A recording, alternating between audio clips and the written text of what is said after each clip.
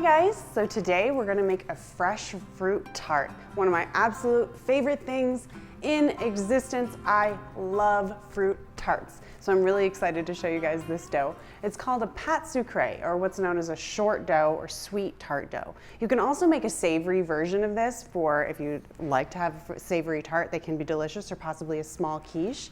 But today I want to show you just how to make a very traditional pate sucree. So in my mixer bowl right now, I've got butter, vanilla extract, confectioner's sugar that's been sifted, and some fresh lemon zest. And that's gonna go all together and cream together really nicely on the mixer. I've got a couple eggs in here, and then I've got some whole wheat pastry flour. Today I just wanted to mix it up, make something a little more healthy, and show you any of these doughs you can use whole wheat flour pretty easily. So we're gonna start out creaming these guys together. When we cream anything, and every time you see cream, butter, and sugar, we're really looking for a lightening in color. That's actually adding air into it, and that's really what we want to control. We really want a very big difference in color for our creaming. So I'm gonna go ahead and start this guy. I would say easily about 5 minutes to get this going, possibly more, depending on how warm your kitchen is. We really want a nice lightening in color before we even touch it with the eggs. This dough, you're definitely gonna have to stop and scrape your mixer multiple times, so just be prepared for that, but I promise it's gonna come out so good in the end. It's totally worth it. I'm gonna start this guy. Always start on a lower speed and then work my way up, especially when you're dealing with anything like powdered sugar. It will explode all over the place. I'm only saying this from personal experience. I cannot express to you how good this smells with this lemon zest and vanilla. Oh my gosh, so good. So right now, my dough is still looking exactly the color of that yellow butter. I'm looking for a clear lightening in color of at least a few shades lighter, almost a white. That's what we're going for.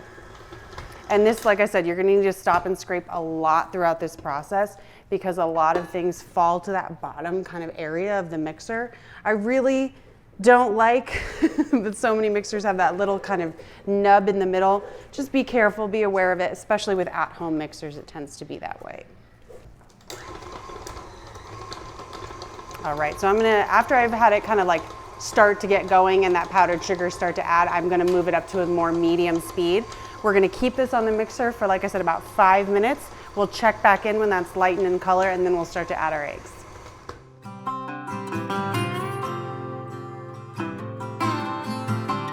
All right guys, so this butter and sugar all together has lightened up quite a bit in color. I just want to give you a little visual. So we're talking several shades lighter than that yellow it started out being. So I'm just going to scrape down the sides a bit, and then we're going to start adding our eggs. I took the liberty of going ahead and just taking a fork and breaking up those egg proteins, because it's so much easier to add eggs when they're a little bit broken up like this than it was when they're kind of like whole all together. So I'm going to start out slow as I add my eggs. This will take a little bit of time. We really want to emulsify after each addition. So feel free to turn your mixer up in between to make sure they all get worked in. We don't want our butter sloshing around in a bunch of eggs. That would not be delicious. And you will have to stop and scrape multiple times with this dough. Just be prepared and know you're going to have to do it. There we go, much better.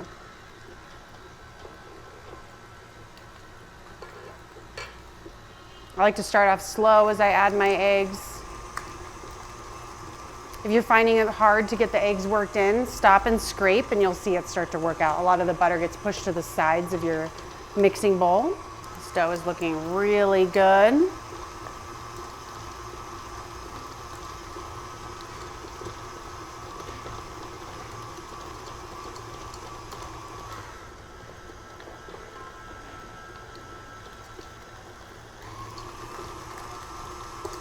Always turn down the mixer as I start to add eggs in, turn it up as I'm starting to work them in. You really just don't want to risk anything flying out of your mixer bowl. All right. I'm going to work in every last drop of those eggs. Make sure you get every little bit of butter in there. We want to make sure we don't have any weird little chunks of butter in this dough. All right, so we've got this dough really well emulsified by now. Those eggs are completely worked into all of that butter and sugar. And so now we're gonna stop and we're gonna sift in some of our whole wheat pastry flour. You can make this dough with regular pastry flour or whole wheat pastry flour. I enjoy doing whole wheat every once in a while. It doesn't seem to make a huge difference in the taste. But it is important to sift. Pastry flour has a lower protein content than bread flour, so it always lumps up like this. It just as an example, you can see those lumps in there.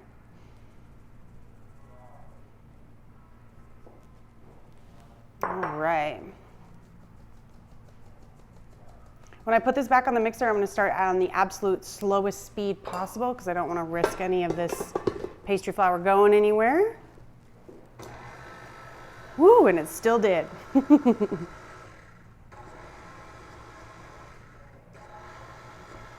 There we go. This is quite a thick dough, but it contains a lot of butter, so it will still be really, really nice. If you find your mixer gives you a little trouble like this mixer's having, being a little sad right now, so we're just gonna stop them and continue to fold in by hand.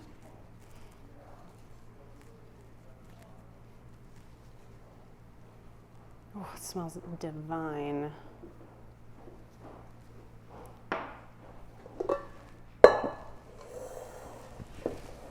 Yeah, this dough is looking really nice. Nice and thick and buttery. That's what we are looking for. This recipe is going to make enough for 2 full tarts. So I like to divide it into 2 before I put it in the fridge.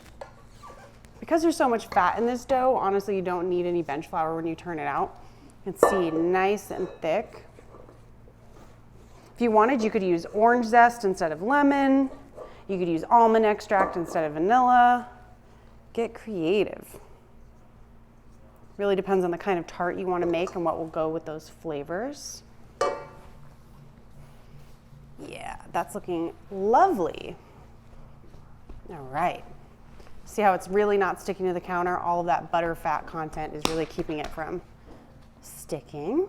So I'm just going to divide this right into 2. I'm going to wrap this up in plastic wrap, and this guy is going to sit in the fridge for at least a few hours, probably overnight, to firm up because we want them nice and firm when we roll them out. All right, guys, this Pate Glaze had a night to firm up in the fridge, and we are going to roll them out today. I'm going to use 2 of these smaller tart pans because I just think they're really cute, but you can use a larger tart pan with just 1 of these doughs as well. I bench floured my table. I'm going to bench flour the top of this as well as my rolling pin. I'm going to pound this guy out gently.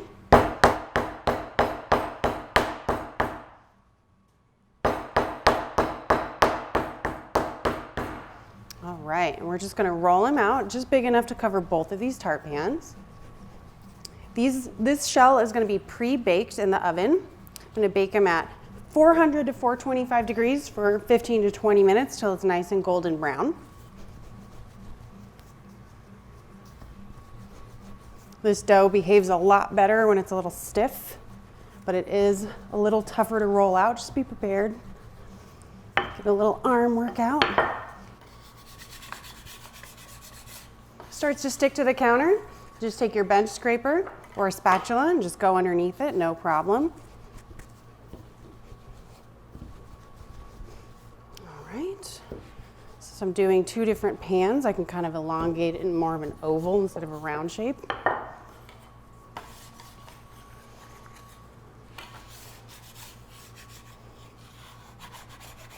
All right.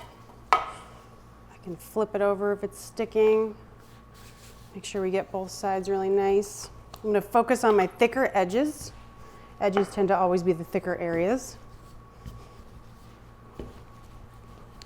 All right, this dough is looking really good. The way I'm going to tell if I'm doing okay, yeah, totally fine. So we'll make that work. So what I'm going to do is get this up on my rolling pin.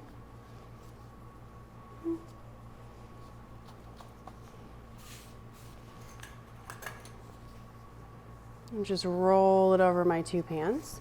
I'm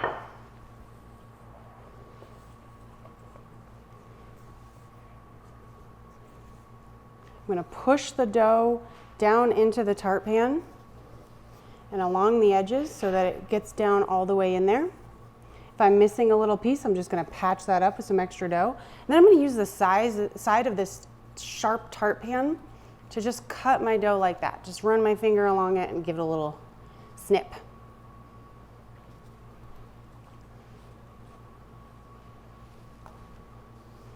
I'm gonna do the same to this guy. Push the dough down into the sides of the pan, and then use the edge to cut it. Now I'm gonna take any little spots that I see that are a little low or a little funky, I'm just gonna patch those up.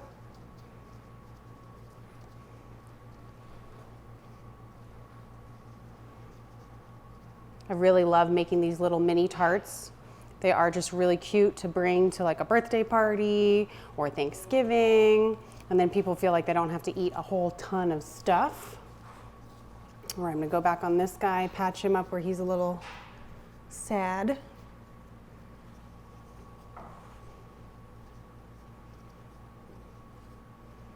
Perfect. All right, and now I'm gonna take a fork, just dock these guys slightly. I don't wanna have air bubbles in these tarts because we wanna make sure we have enough room for all of our filling and our beautiful berries, fruit. So I've got a sheet pan ready here with parchment paper. I'm gonna pop these two guys on my sheet pan. And I've also got some pieces of parchment paper here already cut. I'm gonna line these with some parchment, and then I'm gonna throw in some baking beans.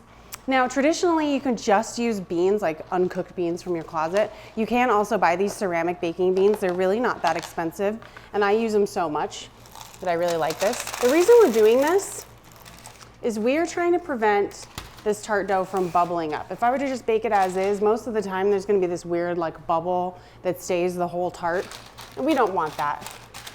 So we're just gonna push these baking beans down in there. These cool down really quickly too. That's why I like these ceramic ones. All right, I'm gonna pop these Pate Sucrees into the oven at 400 degrees for about 20 minutes, and we'll check them. We might wanna check them at 15 just in case my oven's a little hot or these tart shells are a little smaller. We want them to be nice and golden brown and crisp because we're not gonna bake anything else for the tart again.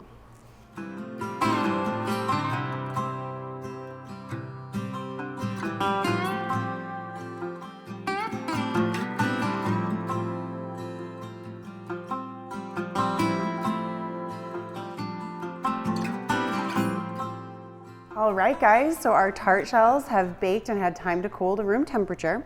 So for the filling today, I just have a little bit of my vanilla pastry cream in a piping bag. I've got some beautiful raspberries, and I'm going to glaze these guys so they're nice and shiny. The pastry glaze you see, if you ever see fruit in a bakery, is really just apricot. So I took some of these apricot preserves, I added some water, about equal parts apricot preserves and water. I warmed them up in a saucepan. I didn't bring them to a simmer or anything, just warmed them up. And then I strained them in a strainer just to get all those little pieces of apricot out. And what that does is create a beautiful little glaze. And this is gonna make everything really shiny and also add just a little bit of extra sweetness. So I'm gonna start by filling my tart shells. I'm just gonna go to the edge with the pastry cream. You don't need a lot. And don't worry, no one's gonna see this part. We're gonna cover it with fruit.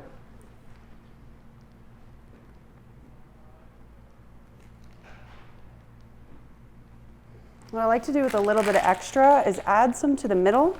So I want to add some height. And an easy way to do that is just to start with that pastry cream. All right, so now I'm going to start filling these little guys. We get my nice raspberries. I went through and made sure none of these had mold on it before I started. I just love fruit tarts, guys. Like, this is probably, if I was going to say my favorite personal dessert, it's a fruit tart. I'm gonna try to get equal size berries when I can, obviously. Nature doesn't always allow that.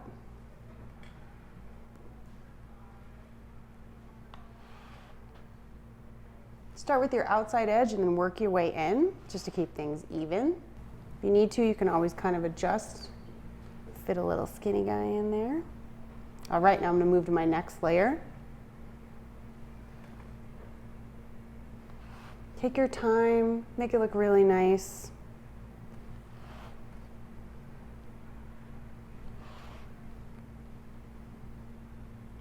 It's just a perfect balance of fruit, yummy pastry crust, and some nice sweet cream. Another thing you can do with pastry cream is add some whipped cream to it, and it'll be what we call mousseline. It's just a nice, like, lighter version of pastry cream. All right, now I'm gonna go in the middle here.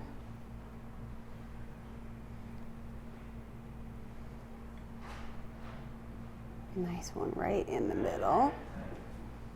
Couple little guys here. Now I'll show you what a difference it makes to have it glazed. So that looks just beautiful as it is, no problem. But when I go and I take my glaze, I just dribble this on these berries a little bit. We're just adding that little extra sheen. It's gonna make it look more professional. Yummy, yum, yum.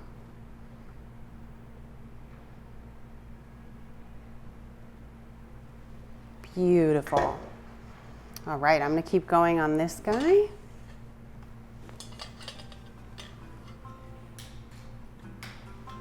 Start with that outside edge first. I like to use my bigger berries when I can on the outside. These are kind of tiny. Nice thing about fruit though is it is nature. So if it's a little different, that's okay. No one should mind.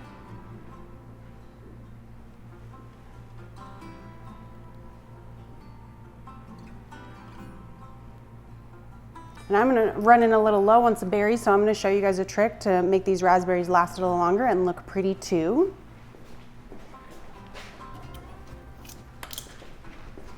Grab a paring knife, and I'm just gonna slice these guys gently in half. Beautiful. You can really use any berry, any fruit you like. Strawberries are delicious, blackberries, mango, whatever floats your boat. Nice thing about vanilla pastry cream is it's a really great base for just about anything that you can imagine. All right, so let's take some of these little cut guys. Let's put them cut side out because I think that's pretty. You can do this any way you want.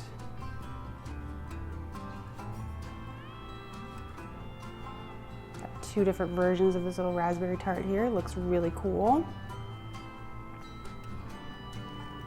Just gonna keep going. It's nice when you can kind of like offset them so they don't look exactly the same.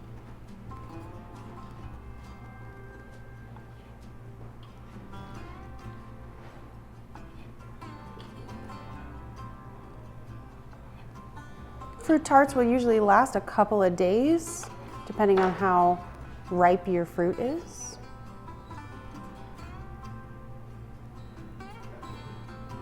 All right.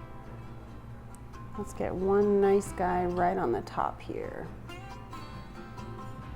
Oh, lovely. I'm gonna glaze this guy up as well.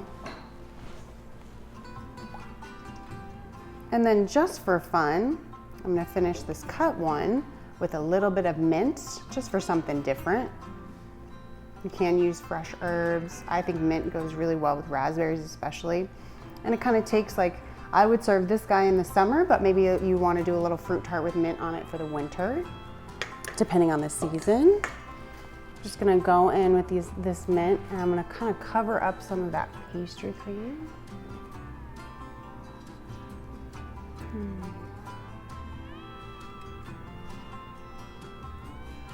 Odd numbers are much more pleasing to the eye. So try to keep odd numbers if you can while you're doing this kind of stuff. I'll put one right here with this guy in the middle. Make that look really pretty. Yum. I'm ready to eat these guys. I don't know about you, but definitely enjoy. Like I said, they last for a couple days. You can make them ahead of time. But for me personally, I'm about to enjoy these right now.